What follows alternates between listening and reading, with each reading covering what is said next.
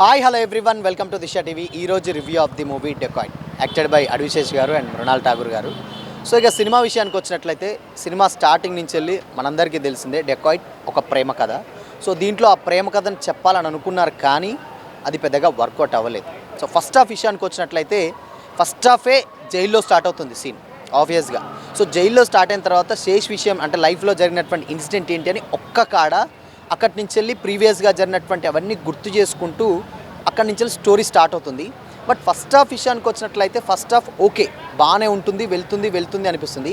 But ఎప్పుడైతే మృణాల్ ఠాగూర్ని మనం చూసిన తర్వాత తనకు మ్యారేజ్ అయిపోవడం ఇలాంటి కొన్ని సీన్స్ చూసినాక అక్కడే కొంచెం డిసప్పాయింట్మెంట్ వచ్చేస్తుంది మనకు ఆబ్వియస్గా, అరే కొంచెం ఇలా అయిపోయింది ఏంటి అని.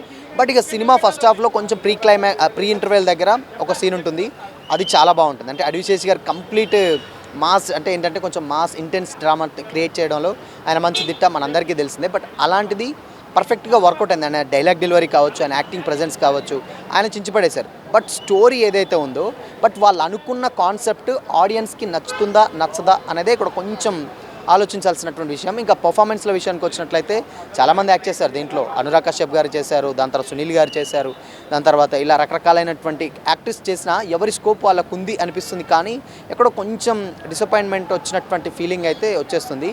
అండ్ ఇంకొక విషయం ఏంటంటే మేజర్గా ఈ సినిమాలో ఎక్కడైతే అంటే ఎవరైతే విలన్ ఇదంతా చేశారో సో ఆ విలనే కొంచెం ఆయనకు సపోర్ట్ చేసే విధంగా సినిమాని తీసుకెళ్లేసరికి ఆడియన్స్కు పెద్దగా కనెక్టింగ్ అనిపించదు.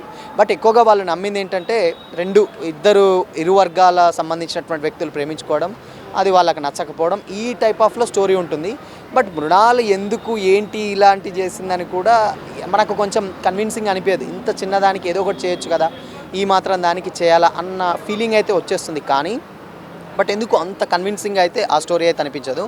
ఇంకా ఎస్పెషల్లీ సెకండ్ హాఫ్ స్టార్టింగ్ నుంచి వెళ్ళి ఎండింగ్ వరకు టూ మచ్ లాంగ్ ఉంటుందన్నమాట. అంటే ఘోరమైన డిలే అవుతూ ఉంటుంది. ఇంకెప్పుడు అంటే ట్విస్ట్ ఏదో పెడతారు బట్ అవి కొంచెం ఎగ్జైటింగ్ అనిపించవు, ల్యాగ్ ఉంటుంది. ఎస్పెషల్లీ సెకండ్ హాఫ్ మాత్రం చాలా అంటే చాలా ల్యాగ్ ఉంటుంది, ఎక్కడ కూడా కొద్దిగా కన్విన్సింగ్ అనిపించదు.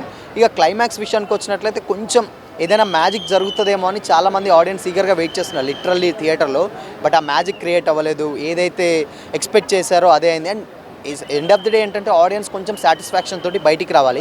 బట్ ఆ సాటిస్ఫాక్షన్ అనేది ఆబ్వియస్గా డెకాయిట్లో అనిపించదు. అండ్ ఇక లాస్ట్ క్లైమాక్స్ కొంచెం ఏదో పీక్స్ తీసుకెళ్లేటువంటి ప్రయత్నం చేశారు కానీ మృణాల్ ఠాగూర్ చేసినటువంటి పర్ఫార్మెన్స్కి అక్కడ ఉన్నటువంటి సిచ్యువేషన్స్కి ఎందుకో పెద్దగా అంత ఇంపాక్ట్ క్రియేట్ చేయలేదేమో అని అనిపిస్తుంది అనమాట. బట్ ఇక్కడ ఇంకొక పెద్ద విషయం ఏంటంటే చాలా రోజుల నుంచి సినిమాని షూట్ చేస్తూ ఉన్నారు. అంటే ఎన్ని రోజుల నుంచెల్లో ఒక 2-3 ఇయర్స్ నుంచి సినిమా వస్తుంది. ఫస్ట్ శృతి హాసన్ గారిని తీసుకున్నారు, దాని తర్వాత మృణాల్ గారిని తీసుకున్నారు. ఇవన్నీ తీసుకొని కొంచెం ఇంత లేట్ చేస్తారు. సినిమాలో ఏదో ఇంటెన్స్ డ్రామా ఉంటుందని కూడా చాలామంది అనుకుంటారు కానీ అలాంటిది ఏమీ ఉండదు. జస్ట్ క్యాజువల్గా నార్మల్గా ఒక రొటీన్ స్టోరీ ఉన్నట్టే ఉంటుంది. దాన్ని ఏదో కొత్తగా ప్రజెంట్ చేయబోయారు కానీ అది పెద్దగా వర్కౌట్ అయితే డెఫినెట్గా అనిపించలేదని అయితే చాలా క్లియర్గా అనిపిస్తుంది.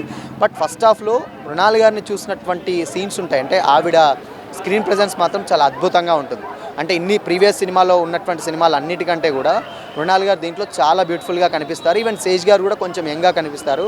బట్ సెకండ్ హాఫ్లో అంటే ఇంటర్వెల్ దగ్గర ఒక సీన్ ఉంటుంది, ఆ సీన్ మాత్రం చాలా హై ఇస్తుంది అనమాట. అండ్ ఇక సెకండ్ హాఫ్కి వచ్చేసరికి కొంచెం ఒక 2-3 సీన్స్ అలా పైకి లేపుతుంటాయి కానీ end of the day cinema మాత్రం కొంచెం సాటిస్ఫాక్షన్గా బయటికి వచ్చాం అన్న ఫీలింగ్ అయితే ఉండదు. అండ్ శేష్ గారి సినిమాలు చాలా వరకు ఏంటంటే ఎక్స్పెక్ట్ చేస్తూ ఉంటాం. ఇప్పుడు గూఢాచారి కావచ్చు, దాని తర్వాత ఎవరు కావచ్చు, క్షణం కావచ్చు, ఇలాంటి సినిమాలు అన్నీ కూడా కంప్లీట్గా సస్పెన్స్ థ్రిల్లర్ ఒక రేంజ్లో ఎలివేషన్ ఇస్తూ ఉంటాయి అనమాట. అంటే చాలా ఎక్స్పెక్ట్ చేస్తూ ఉంటాం, దాన్ని మ్యాచ్ చేస్తుంటారు. బట్ డెకాయిట్ మాత్రం శేష్ గారి నుంచి ఎక్స్పెక్ట్ చేసేటువంటి సినిమా అయితే కాదు. వాళ్ళు ఒక ఇంటెన్స్ ఎమోషన్ని చాలా బాగా క్యారీ చేస్తున్నాం అనుకున్నారు కానీ అది ఎందుకు అంత పెద్ద ఇంపాక్ట్ అయితే క్రియేట్ చేయలేదని అయితే ఎండ్ ఆఫ్ ది డే మనకు అనిపిస్తుంది.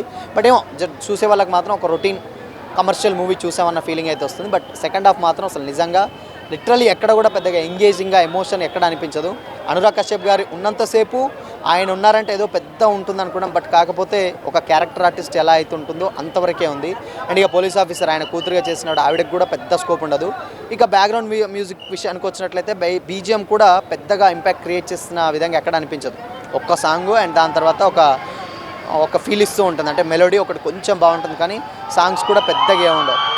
ఉన్నదంటే మేజర్గా ఒక సాంగ్ ఉంటుంది అది ఆల్రెడీ యూట్యూబ్లో ఇప్పుడు మనం చూస్తున్నాం. ఆ సాంగ్ కూడా కొంచెం మ్యూజిక్ బాగుంటుంది కానీ మిగతా ఎక్కడ కూడా పెద్దగా ఎంగేజింగ్ అయితే అనిపిస్తుంది. ఓవరాల్గా మాత్రం సినిమా ఓకే, ఒక యావరేజ్ మూవీ చూసామన్న ఫీలింగ్ అయితే ఆబ్వియస్గా వచ్చేస్తుంది. అండ్ ఇక ఫ్యామిలీ ఆడియన్స్ కంటారా, ఫ్యామిలీ ఆడియన్స్కి ఆబ్వియస్గా ఈ సినిమా కనెక్ట్ అవ్వదు.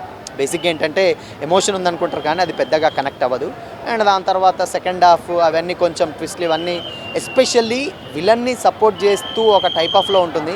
అది ఆడియన్స్కి అస్సలు మాత్రం కన్విన్సింగ్ అనిపించదు. Maybe director A point of వ్యూలో ఆలోచించి ఆడియన్స్కి ఎక్కుతుంది అనుకున్నాడు కానీ ఆ పాయింట్ ఎంతవరకు కనెక్ట్ అవుతుందో అనేది డెఫినెట్గా కొద్ది రోజుల వరకు మాత్రం ఆబ్వియస్గా సస్పెన్స్ అనే చెప్పాలి.